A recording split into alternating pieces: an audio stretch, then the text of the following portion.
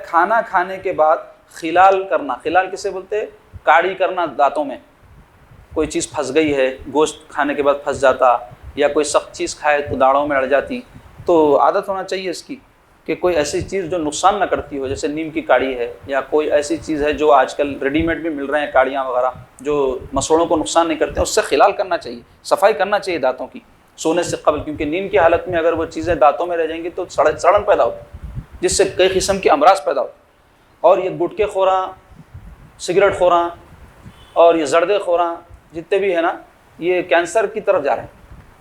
یہ دھمکی نہیں ہے، ریسرچ اور ریالٹی ہے۔ یہ کئی ہمارے لوگ ہیں، نوجوان بچے خاص طور پہ، پڑیاں کھاتے، زردے کھاتے، سگریٹاں پیتے، محنت کر کے کما رہے ہیں اور حرام میں ڈال رہے ہیں، اور وہ ساتھ ساتھ صحت کا نقصان۔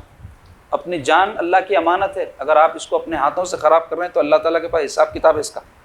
میرے پیسے، میرا گٹکا، میرا منہ، میرا پیٹ بھر کے نہیں ڈال لینا۔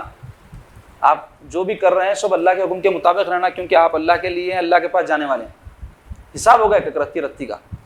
تو کھانے کے بعد خلال کرو بول رہے ہیں، کھانا کھانے کے بعد خلال کرنے میں جو کچھ دانتوں میں سے ریشہ وغیرہ نکلا بہتر ہے کہ اسے پھینک دے، اور نگل گیا تو اس میں بھی حرج نہیں۔